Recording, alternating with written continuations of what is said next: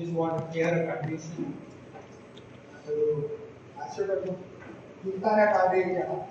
You are in the confusion because we have all the same dress code.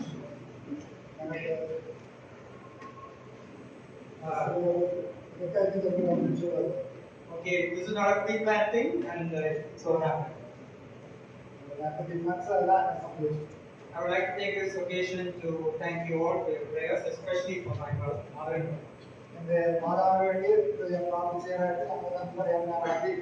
And we covet your valuable prayers for her as she is struggling with both physical as well as psychological difficulties.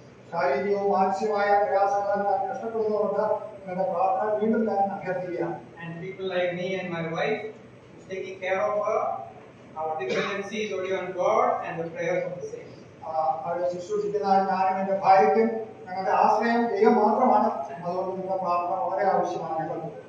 Last week I was in the heart hospital here. And I noticed that a few of the private rooms over there had a special notice stuck onto the doors.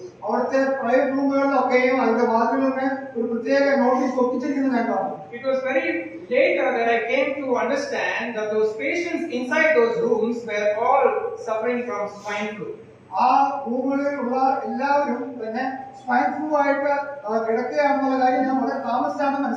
We know that this land of Kerala is known for many diseases.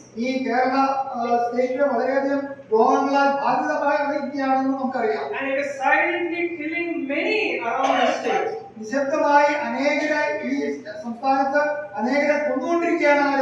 And because it has got a deadly nature, the government is forced to give warnings to all the people about these diseases which can be easily found in their own backyards.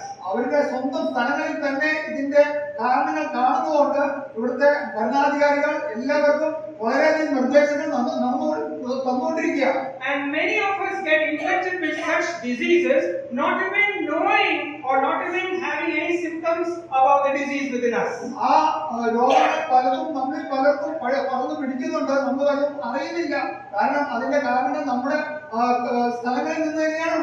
And before even it is detected, it is silently killing many dear ones. Now, same is the case with certain diseases that can attack our own spiritual lives. And one such silent killer is what I am going to address this morning.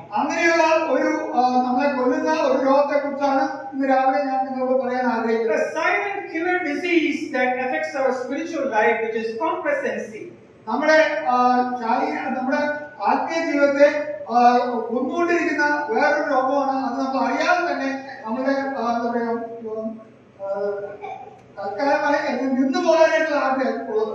I'm sorry that I'm putting the translator to difficulty with this English word complacency. I checked up with the dictionary, it is Atma Sampriti or it is Alambhav.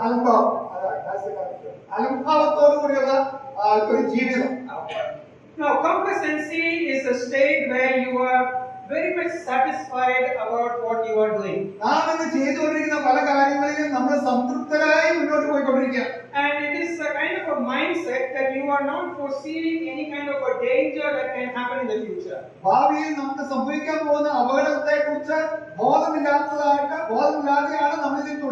They don't realize that it can also hinder their progress in their life.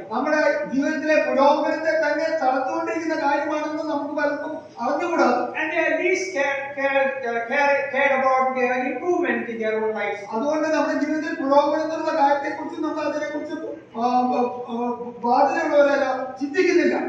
In my very small, brief secular work experience,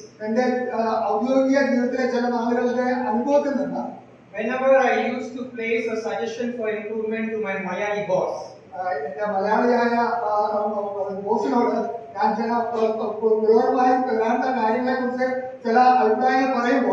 he will always say this.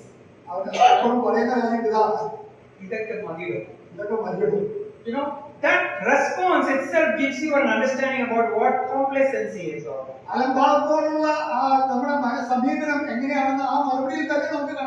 It's you know, you are very much satisfied in what you are. നാം ആയിരിക്കുന്ന അവസ്ഥയിൽ പലപ്പോഴും നമ്മൾ സംതൃപ്തരാണ്. No interest in any improvements. ആ ക്രിസ്തീയ ജീവിതത്തിൽ നമുക്ക് യാതൊരു പുരോഗമനമില്ലാത്ത അവസ്ഥ. And ignoring the fact that there could be possible dangers if the suggestion is not taken.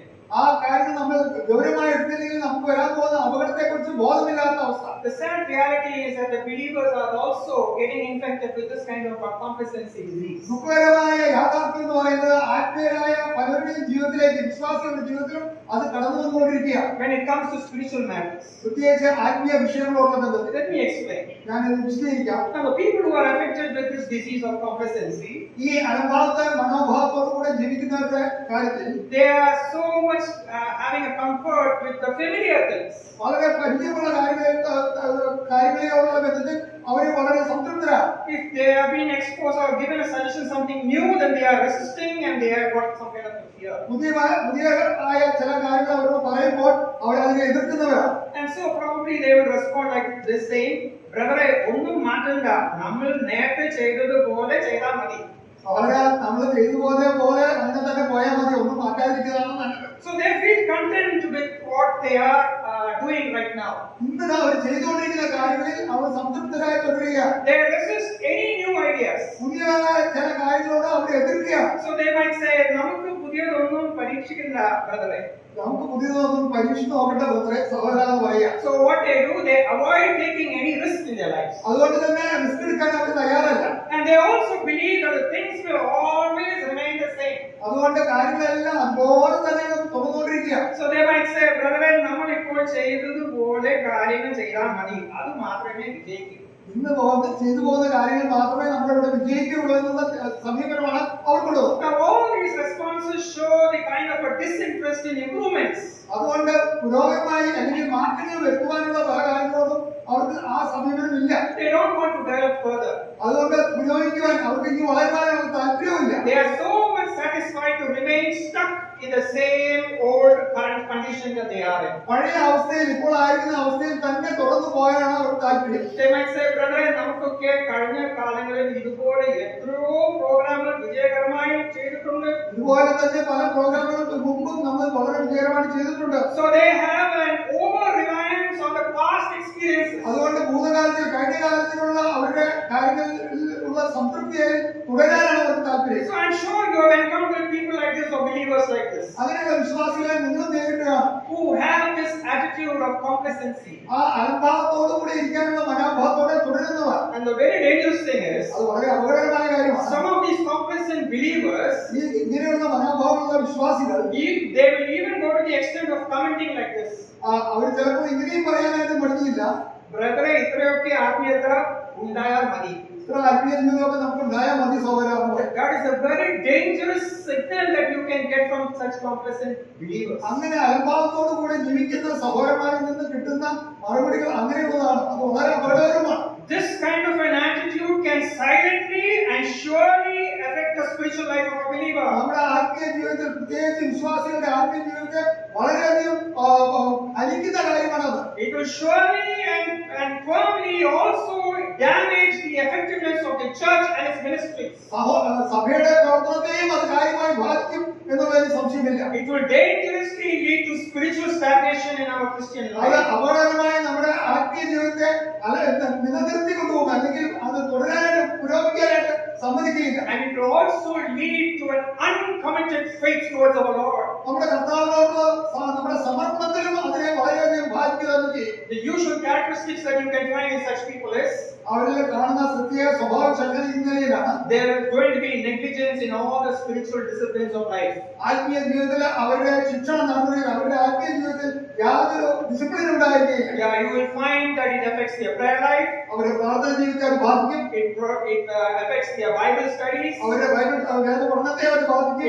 It will affect their fellowship in the church. സഭയിലുള്ള കൂട്ടായ്മയെയും അത് ബാധിക്കും. And it also affect their zeal and urgency to be drawn closer to God. കർത്താവിനോടുള്ള സാമീപ്യം ആകർഷിക്കുകയും അതിനെയും അത് അവരുടെ ജീവിതത്തിൽ ബാധിക്കുക തന്നെ ചെയ്യും. This is definitely a silent killer of the spiritual vitality of a believer. ഒരു വിശ്വാസിയുടെ ആത്മീയ ജീവിതത്തിന്റെ പുരോഗമനത്തിനും അതിന്റെ ഊർജ്ജത്തിനും അത് വളരെ തടസ്സം സൃഷ്ടിക്കും. Preventing a believer from fulfilling the potential of the faith that God has given to them. ദൈവം അവർക്ക് കൊടുത്തിരിക്കുന്ന വിശ്വാസത്തിന്റെ അളവ് പൂർത്തിയാകാൻ people are so comfortable in the place where they are, അവരായിരിക്കുന്ന അവസ്ഥയിൽ സുഖകരമായി തുടരാനാണ് ഇന്നത്തെ പലർക്കും ആഗ്രഹം. without actively seeking to further grow and transform their lives. അവരുടെ ജീവിതത്തിൽ വളർന്ന് അവർക്ക് രൂപാന്തരം പ്രാപിക്കാൻ അവർക്ക് യാതൊരു മനസ്സുമില്ല. Now the Bible does not use the word complacency as such in the Word of God, ദൈവവചനത്തിൽ അലംഭാവം എന്നുള്ള വാക്ക് അങ്ങനെ തന്നെ ഉപയോഗിച്ചിട്ടില്ല അർത്ഥത്തിൽ. but it definitely addresses this concept in very different words. എന്നാൽ ആ ആശയം പല വിധത്തിൽ വേദപുസ്തകത്തിൽ ഉപയോഗിച്ചിട്ടുണ്ട്. The church at Laodicea is a perfect example. ലവോദിക്ക സഭ നല്ലൊരു ഉദാഹരണമാണ്. It's a very painful example too, അത് വളരെ വേദനകരമായ ഒരു ഉദാഹരണം കൂടിയാണ്. because this church has been silently been infected by this disease called complacency or lukewarmness. ശീതോഷ്ണമായ അനുഭവം അല്ലെങ്കിൽ അലംഭാവ മനോഭാവം അവരുടെ ജീവിതത്തിൽ രഹസ്യമായി അല്ലെങ്കിൽ വളരെ സാവകാശം അവരെ ആക്രമിച്ചുകൊണ്ടിരുന്നു. Without their knowledge, they have been infected, each and every one in that church. ആ സഭയിലുള്ള ഓരോ വിശ്വാസികളുടെ പേരും ആ കാര്യം നടന്നുകൊണ്ടിരുന്നു എന്നുള്ളത് അവർ തന്നെ അറിഞ്ഞില്ല. Let's check out the diagnosis that our great physician, the Lord Jesus Christ, gives about these the Laodicean believers and the Laodicean church. ലവോദിക്ക സഭയോടും ലവോദിക്കയിലെ വിശ്വാസികളോടും കർത്താവായ യേശുക്രിസ്തുവിനെ സർവ്വവൈദ്യനായ കർത്താവ് തന്നെ അവരോട് പറയുന്ന കാര്യങ്ങൾ നമുക്ക് കാണാൻ കഴിയും. So please turn with me to Revelation chapter 3 and verse 16. അതുകൊണ്ട് വെളിപ്പാട് പുസ്തകം 3-ാം അധ്യായത്തിന്റെ 3-ാം വാക്യത്തിൽ നമുക്ക് ചെയ്യാം. Revelation chapter 3 and verse 16. 16-ാം വാക്യം. വെളിപ്പാട് പുസ്തകം 3-ാം അധ്യായത്തിന്റെ 16-ാം വാക്യം. Now we are all living in the very last days. അവിടെ അവസാന നാളുകളിലാണ് നമ്മൾ ജീവിച്ചുകൊണ്ടിരിക്കുന്നത്. And last days is also known to be a period when there will be false teachers and false teachers and prophets and preachers. അന്ത്യനാളുകളിൽ കള്ളപ്രവാചകന്മാരും ഗുരുപദേശക്കാരും എഴുന്നേൽക്കുമെന്ന് നമുക്കറിയാം. So I urge you to please look into the Word of God and see what I am preaching is right or wrong.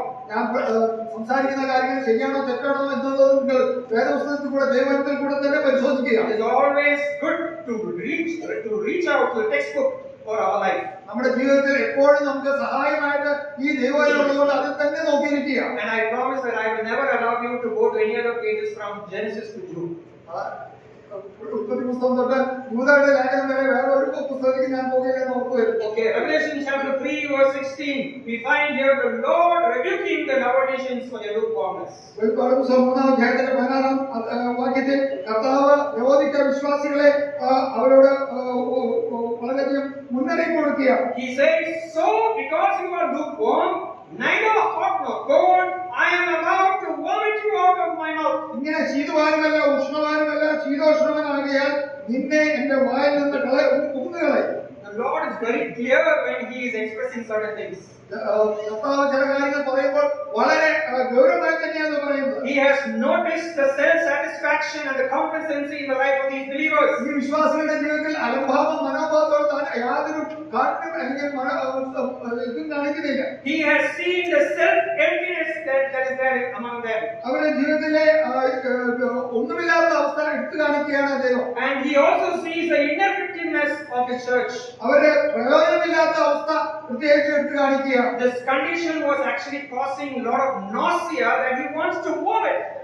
അവരുടെ അവസ്ഥ കണ്ടിട്ട് ഞാൻ ഒന്നുകളായെന്നാണ് കർത്താവ് പറയുന്നത്. If God's word is giving an understanding that God is taking notice of His church and His believers, we should be very careful. കർത്താവ് ഇത്ര ഗൗരവമായി ഈ സഭയെ കുറിച്ച് കാണുകയും പറയുകയും ചെയ്യുമ്പോൾ നമ്മൾ അത് വളരെ ഗൗരവമായി തന്നെ കാണണം. We need to keep on asking ourselves, what is God taking notice of my life or my church life? എന്റെ ജീവിതത്തെ കുറിച്ച് എന്റെ സഭാ ജീവിതത്തെ കുറിച്ച് കർത്താവ് എങ്ങനെയാണ് കാണുന്നതെന്ന് നമ്മളോട് തന്നെ നമുക്ക് ചോദിക്കാം. What is the diagnosis or the report that the Lord Jesus Christ will give about my life and my church life? എന്റെ ജീവിതത്തെ എന്റെ വ്യക്തിപരമായ ജീവിതത്തെയും എന്റെ സഭാ ജീവിതത്തെയും കർത്താവ് കാണുമ്പോൾ കർത്താവ് എന്താണ് പറയുന്നത്? Will He also find us lukewarm or complacent? ഞാൻ അൽഭാവത്തോടുകൂടെ ജീവിക്കുകയാണോ അതോ ശീതോഷ്ണനായിരിക്കുകയാണോ എന്ന് കാണുമ്പോൾ We need to really check out our own lives. നമ്മുടെ ജീവിതത്തെ നമുക്ക് തന്നെ പരിശോധിക്കാം. Let's come back to verse 16 and 17. 16-17 വാക്യങ്ങളിലേക്ക് നമുക്ക് മടങ്ങി വരാം. We see the great physician is going to list out the causes for this complacency. ആ പരമവൈദ്യൻ അതിന്റെ മരുന്നുകൾ അവിടെ പറയുകയാണ്. He is going to do a diagnosis. He is going to gather all the information and give us an understanding about the causes for this complacent or the lukewarmness. ഈ അവസ്ഥയുടെ കാരണം എന്തൊക്കെയാണെന്ന് താൻ പറയുകയും അതിനുള്ള കാര്യങ്ങൾ പറഞ്ഞ് വിശദീകരിക്കുകയും ചെയ്യുകയാണ് താനോട്. Look at verse 17. It reads, "You say, I am rich, I have grown wealthy and need nothing, but you do not realize that you are wretched, pitiful, poor, blind, and naked. നീ പറയുകയാണ് നിന്നിൽ തന്നെ ഞാൻ ധനവാൻ സമ്പന്നനായിരിക്കുന്നു, എനിക്ക് ഒന്നിനും ഒട്ടില്ല എന്ന് പറഞ്ഞുകൊണ്ട് നീ നിർഭാഗ്യനും അരിഷ്ടനും ദരിദ്രനും കുരുടനും നഗ്നനുമെന്ന് നീ അറിയുന്നില്ല. This passage makes it very clear that this disease of complacency is a silent killer. ഈ വാക്യം വളരെ വ്യക്തമായി തന്നെ പറയുന്നു, ഈ അലംഭാവത്തോടു കൂടിയുള്ള ആ ജീവിതം നമ്മളെ നിശബ്ദമായി നമ്മളെ കൊല്ലുന്ന രോഗമാണ്. Because it has been attacking the believers, and look what the Lord says, you do not realize. നീ അറിയുന്നില്ല എന്നുള്ള വലിയ ഗൗരവത്തോടു കൂടിയാണ് കർത്താവ് ഈ കാര്യം വിശ്വാസികളെ ഓർപ്പിക്കുന്നത്. It is blinding the spiritual condition of the believers. നമ്മുടെ ആത്മീയ അവസ്ഥയെ കുറിച്ച് അന്ധമായി നമ്മൾ ചിന്തിക്കുകയാണ്. And look at the kind of a proud, or the kind of the statement that is reflecting their pride when they are saying, I am rich. അവരുടെ ആ നിഗളാവസ്ഥ നമ്മൾ ചിന്തിക്കുക, ഞാൻ ധനവാനാണ്. And from this arrogant statement, the Lord is going to give us the causes for complacency that can attack our lives. ആ മനോഭാവത്തോടുള്ള അവരുടെ പറച്ചിലിൽ നിന്ന് തന്നെ കർത്താവ് അതിനുള്ള എല്ലാ കാര്യമെന്ന് പറഞ്ഞുകൊണ്ടിരിക്കുകയാണ്. The first cause can be found in these words, I am rich. ഞാൻ ധനവാൻ എന്ന് തന്നെത്താൻ പറയുന്നതാണ് ഒന്നാമത്തെ കാര്യമായിട്ട് താൻ പറയുന്നത്. When somebody says, I am rich, ആരെങ്കിലും ഞാൻ ധനവാൻ എന്ന് പറയുകയാണെങ്കിൽ it only shows their pride in their life. അവരുടെ ജീവിതത്തിലെ അഹംഭാവം എടുത്തു കാണിക്കുക. It reflects their overconfidence that they have. അവരുടെ ജീവിതത്തിലുള്ള ആത്മധൈര്യം എടുത്തു കാണിക്കുക.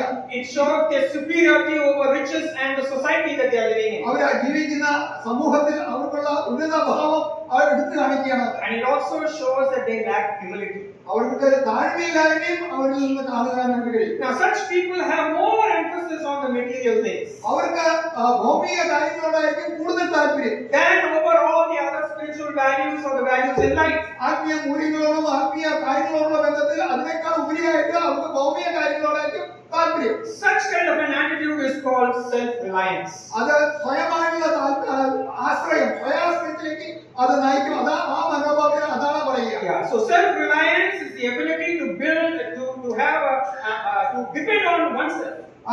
തന്നെയുള്ള ആശ്രയം മറ്റുള്ള ഏതിനേക്കാളും സ്വയമായിട്ട് തന്നെ ആശ്രയിക്കുന്ന മനോഭാവത്തിലേക്ക് അത് നയിക്കുക. No need to depend on others for our decision or many things that we do in our life. തീരുമാനങ്ങളിലോ നമ്മളെ ഏത് കാര്യത്തിലും മറ്റുള്ളവരെ ആശ്രയിക്കുന്ന പ്രശ്നമില്ല. So they are settled and they are satisfied. അവരിൽ തന്നെ അവർക്ക് വളരെയധികം സെറ്റിൽ ആയിട്ടിരിക്കുകയാണ്. Now historically, if you look at the town of the city of Laodicea, ചാരിത്രികരമായിട്ട് നമ്മളെ ലവോദിക്ക പട്ടണത്തെ കുറിച്ച് ചിന്തിക്കുകയാണെങ്കിൽ that city was very successful in the banking business. അവിടുത്തെ ബാങ്കിംഗ് ബിസിനസ്സിൽ അവർ വളരെ വിജയികളായിരുന്നു. And they also had a very big woolen garment industry. കമ്പിളി വ്യവസായത്തിൽ അവർ വളരെ ഉന്നത കച്ചവടം നടത്തിയിരുന്നു. And they were also famous for a very special eye ointment, and it also had several industries in that place. കണ്ണിന് പറ്റിയ ലേപനത്തിന് വലിയ ഫാക്ടറികളൊക്കെ അവിടെ ഉണ്ടായിരുന്നു. And all these sectors of business is the one which is making them to become rich and self-reliant. ആ വ്യവസായവും കച്ചവട കേന്ദ്രങ്ങളായതുകൊണ്ട് തന്നെ അവർക്ക് ധനത്തിനും അവരെ തന്നെ ആശ്രയിക്കാനുള്ള മനോഭാവം ഉണ്ടായിരുന്നു. Now the world in which we are also living, also it propagates or it gives us an understanding, hey, you need to really have money and have that self-reliant attitude. നാം ഇന്ന് ജീവിക്കുന്ന ലോകത്തിലും നമുക്ക് ഇതേ മനോഭാവം കൊണ്ടുവരാനുള്ള കാര്യങ്ങളാണ് നടന്നുകൊണ്ടിരിക്കുന്നത്. ഇന്ന് ലോകത്തിൽ ജീവിക്കണമെങ്കിൽ നമുക്ക് പണം വേണം, നമ്മളിൽ തന്നെ നമ്മൾ ശക്തിയുള്ളവരെ ചെയ്യണം. And so sometimes we also fall into the trap. ആ കുടുക്കിലേക്ക് നമ്മളും വീഴാൻ സാധ്യതയുണ്ട്. We also start to pursue riches. നമ്മളും ധനത്തിന്റെ പിന്നാലെ പോകാൻ സാധ്യതയുണ്ട്. And we get busy in trying to lift up our standard of living. നമ്മുടെ ജീവിത നിലവാരം ഉയർത്തുവാനായിട്ട് നമ്മൾ വളരെയധികം അധ്വാനിക്കുകയും അതിന്റെ പിന്നാലെ പോവുകയും ചെയ്യുന്നവരായിട്ട്. Now such kind of a pursuit towards riches in society and status and everything, Lord, will definitely lead to a lot of greed in our life. നമ്മുടെ സമൂഹത്തിലെ നമുക്ക് ഉന്നത സ്ഥാനം ലഭിക്കുവാനായിട്ട് നമ്മൾ അതിന്റെ പിന്നാലെ പോകുമ്പോൾ നമുക്ക് വീണ്ടും നമുക്ക് അഹംഭാവവും വളരാൻ സാധ്യതയുണ്ട്. And it will also make you to also compromise certain values that you are holding on to all this while. ദ്രവ്യാഗ്രഹം അത് നമുക്ക് പല കാര്യങ്ങളും ചെയ്യാനായിട്ട് നമ്മളെ പ്രേരിപ്പിക്കുകയും ചെയ്യും. Once we begin to make compromises in our life, നമ്മുടെ ജീവിതത്തിൽ ചില കോംപ്രമൈസിന് നമ്മൾ തയ്യാറായി ചെയ്ത് തുടങ്ങി കഴിഞ്ഞാൽ we slowly stop giving time to God.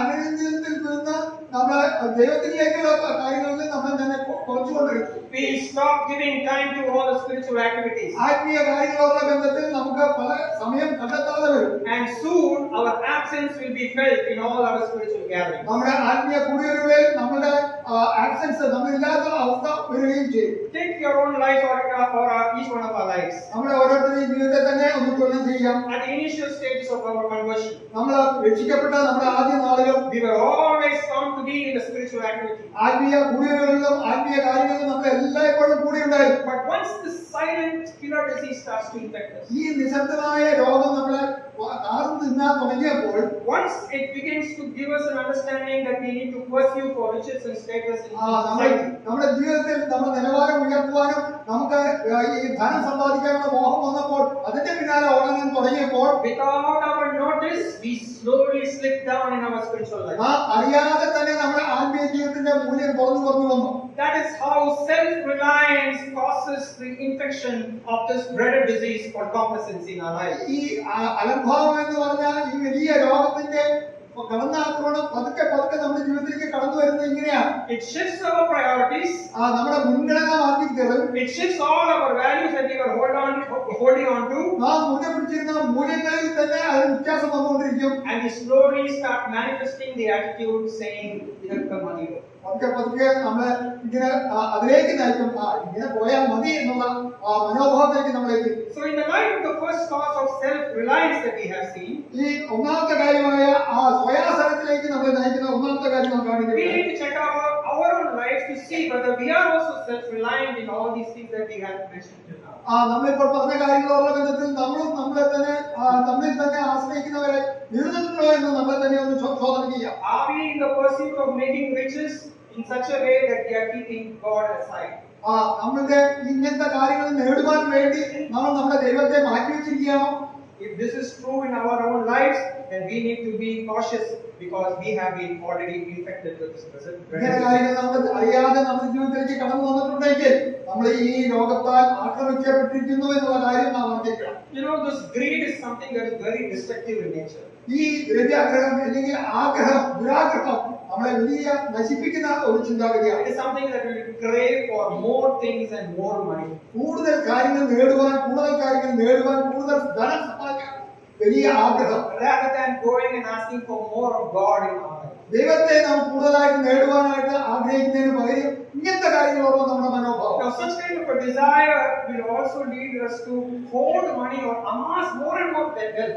ഇങ്ങനത്തെ ചിന്താഗതി നമ്മളെ കൂടുതൽ പണം നേടുവാൻ, സമ്പാദിക്കാനായിട്ട് നമ്മളെ നയിക്കും. So we see the second cause given there by our Lord Jesus Christ. അവിടെ രണ്ടാമത്തെ കാരണം നമ്മുടെ കർത്താവായ യേശുക്രിസ്തു പറയുന്നത്, We find the same verse 17, you have become wealthy.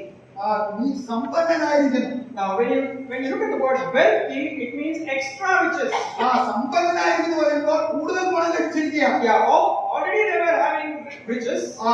ഇപ്പോൾ തന്നെ ധനമുണ്ട് ആവശ്യത്തിന്. But now they are hoarding more and more riches towards ഇപ്പോൾ കൂടുതൽ ധനം വന്ന് സമ്പന്നരായിരിക്കുകയാണ്. It is because of the greed. അത് ദുരാഗ്രഹം കൊണ്ടാണത്. Remember, the banking industry, the wooden garment industry, and the eye ornament industry is actually making them get more and more riches. അവിടുത്തെ banking ബിസിനസ്സും അവിടുത്തെ കച്ചവടങ്ങളും അവിടുത്തെ company കച്ചവടങ്ങളും ഒക്കെ അവരെ കൂടുതൽ പണം ഉണ്ടാക്കാനായിട്ട് സഹായിച്ചു.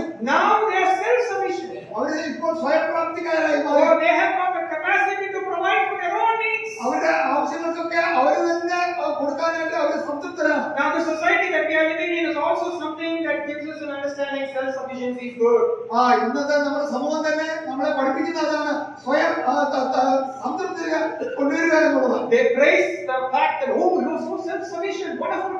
നിങ്ങൾക്ക് തന്നെ എല്ലാ കാര്യങ്ങളും ചെയ്യുവാൻ നിങ്ങൾ പ്രാപ്തരായോ, അത് നല്ല കാര്യം. So what people do, they get driven towards industry, to business, and they keep on striving for more. അതുകൊണ്ട് എല്ലാവരും സ്വന്തമായിട്ട് ബിസിനസ് തുടങ്ങാനും അങ്ങനെ പണം നേടുവാനും തന്നെ അവരെ സംതൃപ്തരായി തീരുവാനും ശ്രമിക്കുകയാണ്. But the damage that happens is അതുകൊണ്ടുണ്ടാകുന്ന അപകടം എന്താണ്? they misplace their trust in God. ദൈവത്തിലുള്ള അവരുടെ ആശ്രയം നഷ്ടപ്പെടുന്നു. They fail to recognize that God is their provider. അവരുടെ ജീവിതത്തിൽ ദൈവമാണ് നൽകുന്നതെന്നുള്ള കാര്യം അവർ മറന്നുപോകുന്നു. Let's look at what this self-sufficiency has done to this church. ഈ സഭയ്ക്ക് അത് ചെയ്ത അപകടം എന്താണെന്ന് നോക്കുക. It has done a lot of damage slowly in the life of all these Laodicean believers. ഈ ലവോദിക്ക വിശ്വാസികളുടെ ജീവിതത്തിൽ എല്ലാവരും ഈ വലിയ അപകടം, വലിയ രോഗമാണ് വരുത്തിവെച്ചത്. The entire church has pushed the Lord Jesus Christ out of their lives. അവരുടെ സഭ മുഴുവനും കർത്താവായ യേശുക്രിസ്തുവിനെ പുറത്താക്കി കഴിഞ്ഞു. He has excluded him from his own church. അവരുടെ സഭയിൽ നിന്ന് തന്നെ കർത്താവ് സ്ഥാനമില്ലാതെ പുറത്താക്കി. Verse 20, just read, behold, I stand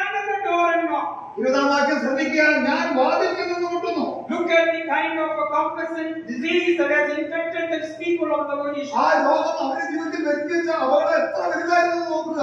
Self-reliance and self-sufficiency has caused the Lord to stand outside, or he's been driven outside. അവരിലുള്ള ആശ്രയം, അവർക്ക് എല്ലാം ഉണ്ടെന്നുള്ള തോന്നൽ അവരെ കർത്താവിനെ തന്നെ പുറത്താക്കാനായിട്ട് അവർക്ക് കഴിയും. Dear believers, when we have a pressing need in our own personal lives, നമ്മുടെ വ്യക്തിപരമായ ജീവിതത്തിൽ നമുക്ക് എത്രയും അത്യാവശ്യമുള്ള കാര്യങ്ങൾ ഏതാണെന്ന് നോക്കുക. probably it is to get good marks for our exam. നമ്മുടെ പരീക്ഷയ്ക്ക് നല്ല mark കിട്ടണമെന്നായിരിക്കാം. Probably it is for an admission into a college or school. കോളേജിലോ സ്കൂളിലോ നമുക്ക് admission കിട്ടണമെന്നതായിരിക്കാം. Probably it is to get a visa or to get a job. ഒരു visa കിട്ടണമെന്നോ അല്ലെങ്കിൽ ഒരു ജോലി ലഭിക്കണമെന്നായിരിക്കാം. Or it could be for any kind of a marriage proposal. ചില കല്യാണങ്ങളിലുള്ള ബന്ധത്തിലായിരിക്കും. For all these things we want God. ഈ എല്ലാ കാര്യങ്ങൾക്കും നമുക്ക് ദൈവത്തെയാണ് ആവശ്യം. And we honestly go back to God in prayer. ഇത് നമുക്ക് പ്രാർത്ഥനയിൽ കൂടെ ദൈവസന്നിധിയിൽ അർപ്പിക്കേണ്ട കാര്യമാണ്. And we try to please God by attending all the church services. ഈ എല്ലാ ആത്മീയ യോഗങ്ങളും കൂടിവരവുകളും വന്ന് കർത്താവിനെ പ്രസാദിപ്പിക്കാൻ നാം ആഗ്രഹിക്കുന്നു. But when we get self-sufficient, എന്നാൽ നമുക്ക് സ്വയാശ്രയം അല്ലെങ്കിൽ നമ്മൾ സ്വയം സംതൃപ്തിയിലാവുമ്പോൾ we easily are ignorant about God and all the spiritual matters. ദൈവത്തെയും ആത്മീയ കാര്യങ്ങളോടും മനോഭാവം നമ്മുടെ എല്ലാം മാറി. And we get into a deception saying that we can handle anything on our own. അപ്പോൾ തന്നെ നമുക്ക് തന്നെ എല്ലാ കാര്യങ്ങളും ചെയ്യാനുള്ള വലിയ ചതിയിൽ നമ്മൾ പെട്ടുപോകും. We do not want any divine help in the things that I am going to get into. എനിക്ക് ലഭിക്കാനുള്ള കാര്യത്തോട് ദൈവികമായ സഹായമൊന്നും ആവശ്യമില്ലാത്ത ഒരു തോന്നലേക്ക് നമ്മൾ എത്തും. And slowly we drift away with a complacent attitude. പതുക്കെ നമ്മൾ ഈ അലംഭാവ മനോഭാവത്തിലേക്ക് എത്തും. See how this self-sufficiency is also silently giving room for the infection to spread in our ഈ സ്വയാശ്രയ മനോഭാവം എത്ര പെട്ടെന്നാണ് മറ്റുള്ളവരിലേക്ക് അത് വ്യാപിക്കുന്നതെന്ന് നോക്കുക. ultimately producing within us an attitude like the mind. എല്ലാവരും അത് ഇങ്ങനെയൊക്കെ പോയാൽ മതി എന്നുള്ള മനോഭാവം അവരിലേക്കും അത് പടർന്നു പിടിക്കുകയാണ്. Sadly, there are many churches who resemble the church of Laodicea. ലവോദിക്ക സഭയോട് സമാനമായ അനേക സഭകളെ നമുക്ക് ഇന്ന് കാണാം. They are so self-sufficient that they have formed a gap between them and God. ദൈവത്തെയും അവർക്ക് തമ്മിൽ വലിയൊരു വിടവ് സൃഷ്ടിക്കുന്ന വിധത്തിൽ അവരെ ദൈവത്തെ മറന്നുകൊണ്ടുള്ള ജീവിതത്തിലേക്ക് എത്തി. And they have pushed God outside the church. അവർ സഭയിൽ നിന്ന് തന്നെ ദൈവത്തെ പുറത്താക്കി കഴിഞ്ഞു. And they are ignorant about the reality that they have pushed God outside the church. കർത്താവിനെ അവരെ സഭയിൽ നിന്ന് മാറ്റി എന്നുള്ള സത്യം തന്നെ അവർ മനസ്സിലാക്കുന്നില്ല. So such churches, if they feel that they are very self-sufficient, അവർ സ്വന്തമായിട്ട് അവർക്ക് കേൾപ്പെടുമെന്നുള്ള തോന്നലിൽ അവർ ജീവിക്കുകയാണ്. if they think that they are capable of doing anything on their own, അവർക്ക് തന്നെ എല്ലാ കാര്യങ്ങളും ചെയ്യാമെന്നുള്ള കാര്യം ചിന്തിച്ചാൽ and they can accomplish everything without God's help, ദൈവത്തിന്റെ സഹായം കൂടാതെ അവർക്ക് എല്ലാ കാര്യങ്ങളും ചെയ്യാമെന്ന് ചിന്തിച്ചാൽ it's a sure sign that they have been already infected badly with a dreaded silent killer called complacency. ഈ അലംഭാവ മനോഭാവം എന്ന അപകടകരമായ നമ്മളെ കൊല്ലുന്ന രോഗത്തോട് അവർ ചേർന്നിരിക്കുകയാണ്. എനിക്ക് അത് അവർ ഉറന്നു പിടിച്ചു കഴിഞ്ഞു എന്ന് നമുക്ക് മനസ്സിലാക്കാൻ. Let's come to the clause number 3 that is given in the same verse 17. വാക്യത്തിൽ നാം വായിക്കുന്ന മൂന്നാമത്തെ കാര്യം നമുക്ക് കാണാം. He says, you say that you have need of nothing. എനിക്ക് ഒന്നിനും മുട്ടില്ല എന്ന് നീ പറയുക. Now actually what they are saying is, I don't want even one small thing. ഇത് ചെറിയ കാര്യം പോലും എനിക്ക് ആവശ്യമില്ല എന്ന് പറയുന്ന തുല്യമാണ് ഈ മനോഭാവം. Yeah, it is a state of feeling very full. എനിക്ക് എല്ലാം ഉണ്ടെന്നുള്ള ആ മനോഭാവം. And so they think that they don't need any help from any man, neither from God. മനുഷ്യനിൽ നിന്നും ദൈവത്തിൽ നിന്നും അവർക്ക് സഹായം ആവശ്യമില്ലെന്നുള്ള ചിന്താഗതി. So they simply love to have a self-dependent lifestyle. അവരിൽ തന്നെ ആശ്രയിക്കാനുള്ള വലിയൊരു ജീവിത രീതിയിലേക്ക് അവർ ഉയരുകയാണ്. Again, this world that we are living in is also going to propagate the idea that self-dependency is the greatest factor. നമ്മൾ ജീവിക്കുന്ന ഈ ലോകം തന്നെ നമ്മളെ പഠിപ്പിക്കുന്ന അതാണ്, നിങ്ങളിൽ തന്നെ എല്ലാ കാര്യങ്ങളും ചെയ്യാൻ നിങ്ങൾ പ്രാപ്തരാണ്. Oh, you should be constantly producing something, money and status in your life, and you should remain in a very boastful society. സ്വയം പ്രാപ്തരായി നിങ്ങൾ എല്ലാ കാര്യങ്ങളും നേടുവാനായിട്ട് നിങ്ങൾക്ക് എല്ലാ കാര്യങ്ങളും ചെയ്യാൻ സാധിക്കും എന്ന് പഠിപ്പിക്കുന്ന ഒരു സമൂഹത്തിലാണ് നാം ജീവിക്കുന്നത്. Sadly, the Laodiceans took those suggestions of self-dependency and they have become self-dependent. ലവോദിക്ക സഭയും അതേ കുടുക്കൽ വീണുകൊണ്ട് അവരെല്ലാ കാര്യങ്ങളും സ്വയമായിട്ട് ചെയ്യാനായിട്ട് കെൽപ്പുള്ളവരായി തീർന്നിരിക്കുകയാണ്. It is as if now they are looking to the Creator and God and saying, I don't need you. സൃഷ്ടാവായ ദൈവത്തോട് നോക്കിയിട്ട് അവർ തന്നെ പറയുകയാണ്, എനിക്ക് നിന്നെ ആവശ്യമില്ല. Dependency of God is lost. ദൈവത്തിനുള്ള ആശ്രയം അവർക്ക് നഷ്ടപ്പെട്ടു. They are totally complacent now. അവരെ തന്നെ അലംഭാവത്തോടെ ഇരിക്കുകയാണ്. There is no more motivation in them to do something good or something improved in their life. അവരെ തന്നെ പ്രലോഭിക്കുവാനായിട്ട് നല്ല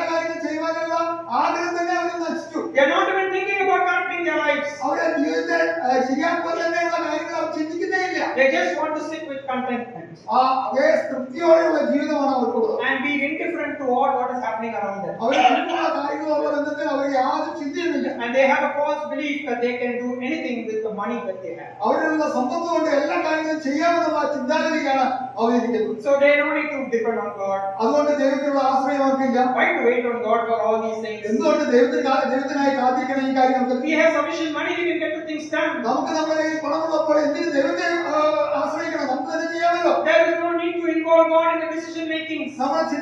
നമുക്കുള്ള തീരുമാനങ്ങളിൽ ദൈവത്തെ ഉൾപ്പെടുത്തേണ്ട ആവശ്യമില്ല. There is no need for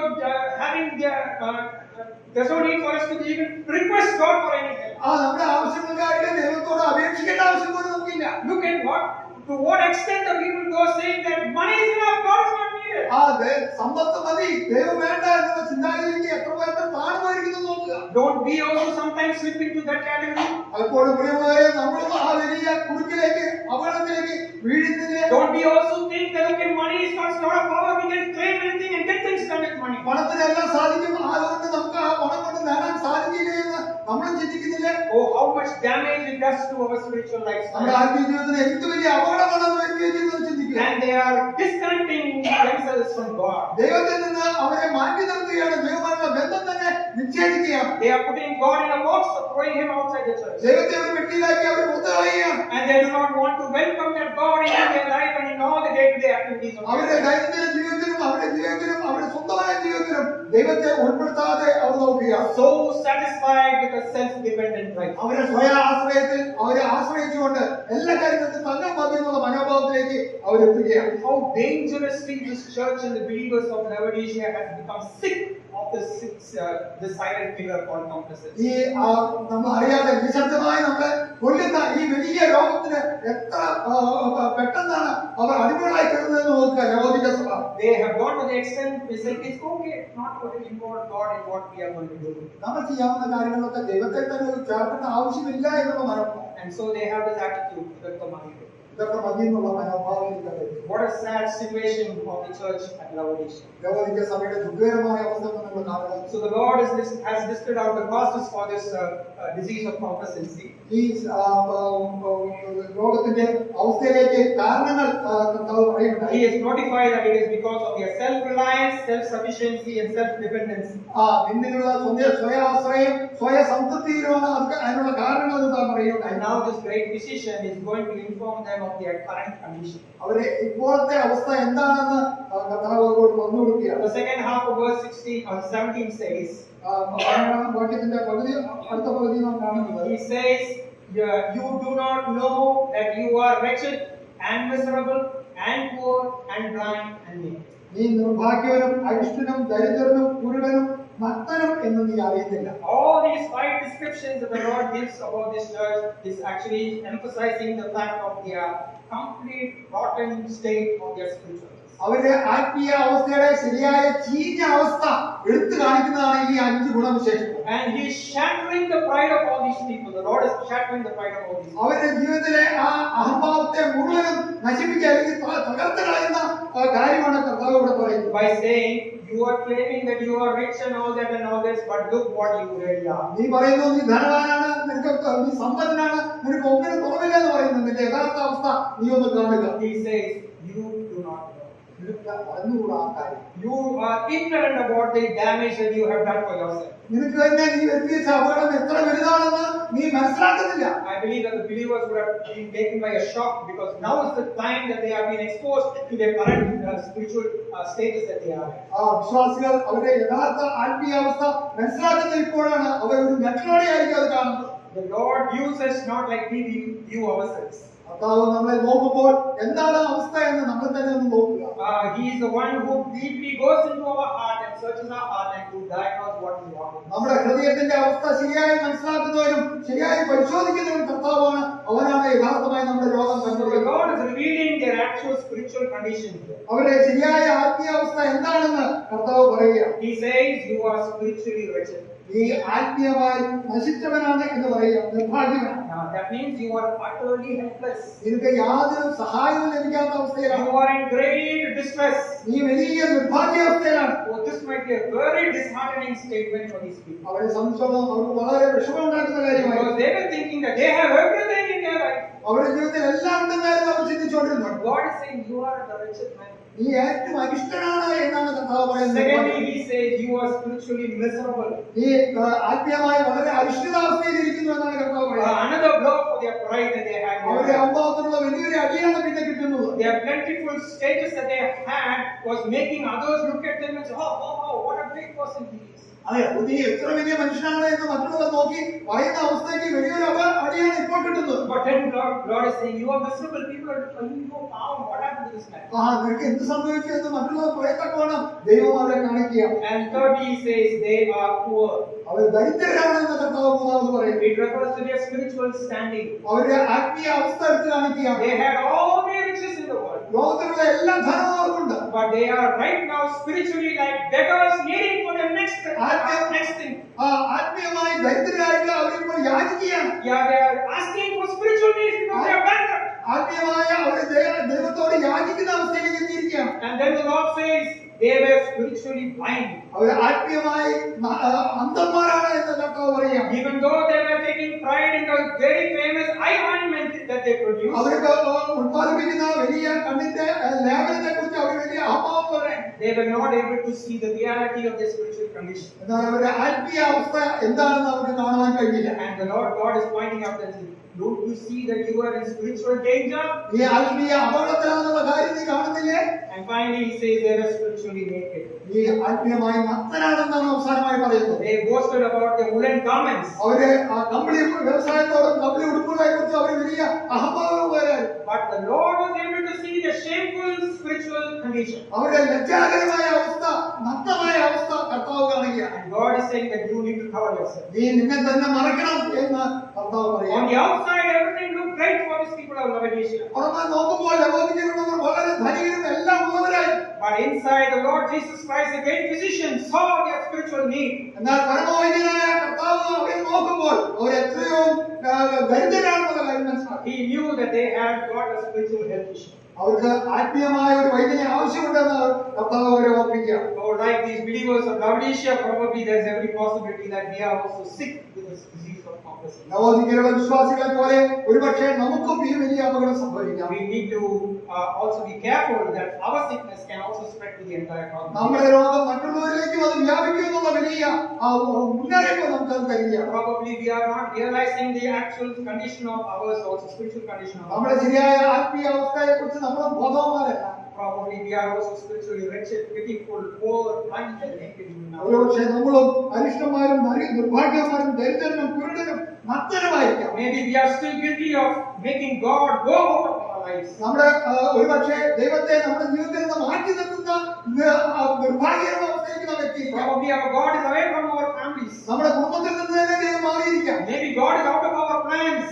നമ്മുടെ പദ്ധതികളിൽ നിന്ന് തന്നെ ദൈവം മാറി നിന്നിരിക്കാം. Maybe God is out of our churches. നമ്മുടെ സഭകളിൽ നിന്ന് തന്നെ ദൈവം മാറി നിൽക്കുന്നുണ്ടോ? We need to open our eyes and see whether we are really spiritually awake with the reality of our spiritual condition. നമ്മുടെ ആത്മീയ അവസ്ഥയെ കുറിച്ച് ശരിയായ ബോധമുള്ളവരായി നമ്മുടെ ആത്മീയ കണ്ണുകളൊന്ന് പ്രകാശിക്കാൻ ഉണർന്നു നോക്കുവാൻ ദൈവത്തിന്റെ ആത്മാവ് നമ്മെ സഹായിക്കട്ടെ. The most comforting aspect in all these things is എല്ലാം ആശ്വാസകരമായി നമുക്കുള്ളത്, even though our spiritual condition is like this, നമ്മുടെ ആത്മീയ അവസ്ഥ ഇങ്ങനെയൊക്കെയാണെങ്കിൽ തന്നെയും, even though it is causing nausea and wanting God to vomit us out, നമ്മളെ കണ്ടിട്ട് ദൈവത്തിന് ഉപദ്രവം തോന്നുന്ന അവസ്ഥയിലാണെങ്കിലും He is still waiting outside the door for us to return back to Him. അവൻ വാതിൽക്കൽ തുറന്നുകൊണ്ട് ഇപ്പോഴും മുട്ടിക്കൊണ്ടിരിക്കുകയാണ് അവിടത്തേക്ക് വരുവാൻ. He is only longing that we will correct our lives and come back to Him. നമ്മളെ തന്നെ തിരുത്തി നമ്മുടെ ജീവിതത്തിലേക്ക് കർത്താവിനെ മടക്കി കൊണ്ടുവരുമോ എന്നുള്ള ആഗ്രഹത്തിൽ കർത്താവ് ഇപ്പോഴും മുട്ടിക്കൊണ്ടിരിക്കുകയാണ്. And towards the end, we also see that the Lord God is also going to give the treatment plan. അതിനുള്ള ചികിത്സയും കർത്താവ് അവിടെ പറയുന്നുണ്ട് എന്ന് നമുക്ക് In verse 18, He says, I advise you to buy from me gold refined by fire, that you may be rich, and white garments, that you may clothe yourself, and that the shame of your nakedness may not be revealed, and eye salve to anoint your eyes, that you may see. നീ സമ്പന്നനാകേണ്ടതിന് തീയൂതി കഴിച്ച പോലും നിന്റെ നഗ്നതയുടെ ലജ്ജ ഒഴിവാകാതെ വണ്ണം ധരിക്കേണ്ടതിന് വെള്ളയെടുക്കും. നിനക്ക് കാഴ്ച ലഭിക്കേണ്ടതിന് കണ്ണിനേകുവാൻ ലേപവും എന്നോട് വിലയ്ക്ക് വാങ്ങുവാൻ ഞാൻ നിന്നോട് ബുദ്ധി പറയും. Now, all these items they could have easily got into their own city. അവരുടെ പട്ടണത്തിൽ തന്നെ ഈ കാര്യങ്ങളെല്ലാം അവർക്ക് കിട്ടുമായിരുന്നു. Gold could have been taken from the bank. അവരുടെ സ്വർണ്ണം അവരുടെ ബാങ്കിൽ നിന്ന് എടുക്കാം. Clothing from the textile industry. അവരുടെ ആ കമ്പനി വ്യവസായത്തിൽ നിന്ന് അവർക്ക് ഉടുപ്പ് കിട്ടും. And the ointment from their industries of eye ointment. ആ കണ്ണുലേപനത്തിന് ഉത്പാദിപ്പിക്കുന്ന ഫാക്ടറികൾ അവിടെ ഉണ്ടായിരുന്നത് അതും അവർക്ക് അവിടെ ലഭിക്കുമായിരുന്നു. There is very significant thing that we got to note in this verse. അതിനാൽ വളരെ പ്രധാനമായി നാം ശ്രദ്ധിക്കേണ്ട ഒരു കാര്യമാണ് വായിക്കുന്നത്. Verse 18 says, I advise you to buy from me. എന്നോട് വിലയ്ക്ക് വാങ്ങുവാൻ ഞാൻ നിന്നോട് ബുദ്ധി പറയുന്നു. The Lord God is saying, all these things will be available only in me. അതെല്ലാം എന്റെ കയ്യിൽ മാത്രമേ ഉള്ളൂ എന്ന കാര്യം കർത്താവ് എടുത്ത് പറയുകയാണ്. The refining of gold and the white garments will signify our holiness of the pure life. സ്വർണ്ണത്തെ ശുദ്ധീകരിക്കുന്ന കാര്യവും അത് എടുത്തു കാണിക്കുന്നത് നമ്മുടെ ജീവിതത്തെ വിശുദ്ധിയാണ്. Purity can be only received from God or our Lord Jesus Christ. വിശുദ്ധിയെ നമ്മുടെ ദൈവത്തിൽ നിന്ന് മാത്രമേ പ്രാപിക്കാനായിട്ട് കഴിയുള്ളൂ. Only He can give. അത് ദൈവത്തിൽ മാത്രമേ കഴിയുള്ളൂ. And if there is any healing for our spiritual condition and our eyesight, it is only God who can give ointment. ആത്മീയ ജീവിതത്തിൽ നമുക്ക് സൗഖ്യം ലഭിക്കണമെങ്കിൽ ആ രോഗശമനം ഉണ്ടാണെങ്കിൽ കർത്താവിന്റെ അടുത്ത് തന്നെ വരണം. കർത്താവിന് മാത്രമേ ലഭിക്കൂ. Such medicines are available only in the Lord's pharmacy. അങ്ങനെയുള്ള മരുന്നുകൾ കർത്താവിന്റെ മരുന്നുകളിൽ മാത്രമേ ലഭിക്കുകയുള്ളൂ. Spiritual conditions or spiritual problems cannot be rectified with material things. ആത്മീയമായ കാര്യങ്ങൾ ആത്മീയ രോഗങ്ങൾ ഒന്നും ഭൗതികമായ കാര്യങ്ങളാൽ നേടാവുന്നതല്ല. Christ is saying, depend on me.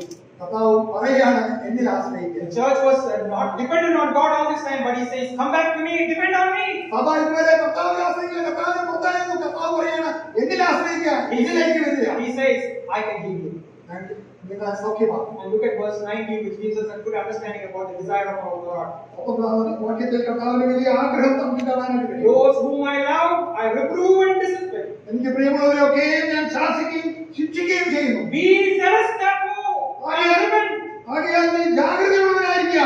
That is the heart of God. അതാണ് ദൈവത്തിന്റെ ലക്ഷ്യം. Looking at the composite believers, He says, repent and be zealous for God. ആത്മാവോടെ ഇരിക്കുന്ന വിശ്വാസികൾ നോക്കി ജാഗ്രതയുള്ളവരായിരിക്കുക, മാനസാന്തരപ്പെടുക എന്ന് കർത്താവ് പറയുകയാണ്. If only we will be humble enough and responsive enough to God, you can hear His knock on the door of your lives even today. നമ്മെ തന്നെ താഴ്ത്തി വിനയമുള്ളവരായി തീർന്നാൽ മാത്രമേ കർത്താവിന്റെ ഈ മുട്ട് നമുക്ക് കേൾക്കുവാനും കർത്താവിന്റെ ആഗ്രഹം ശ്രദ്ധിക്കുവാനും നമുക്ക് കഴിയുള്ളൂ. Allow His love to keep flowing in your life so that you can be once more zealous for God and not be complacent. കർത്താവിന്റെ സ്നേഹം നിങ്ങളിലേക്ക് ഒഴുകി വരുവാൻ നിങ്ങൾ അനുവദിക്കുകയാണെങ്കിൽ കർത്താവ് നിങ്ങളിലേക്ക് കടന്നു വന്ന് നിങ്ങളെ കറക്റ്റ് ചെയ്യുവാൻ, നിങ്ങളെ ശരിയാക്കുവാനായിട്ട് കഴിയും. The Lord definitely wants us to be zealous back once again with God. കർത്താവിന് കൂടുതൽ തീക്ഷ്ണതയായി തീരുവാൻ കർത്താവ് നമ്മളെ കുറിച്ച് ആഗ്രഹിക്കുന്നു. Remember, complacency is a silent killer of your spiritual life. ഓർക്കുക, ഈ അലംഭാവം മനോഭാവം നമ്മളെ നിശബ്ദമായി കൊല്ലുന്ന രോഗമാണ്. May God help us to be more and more dependent on God. കർത്താവിൽ കൂടുതൽ ആശ്രയിക്കുവാൻ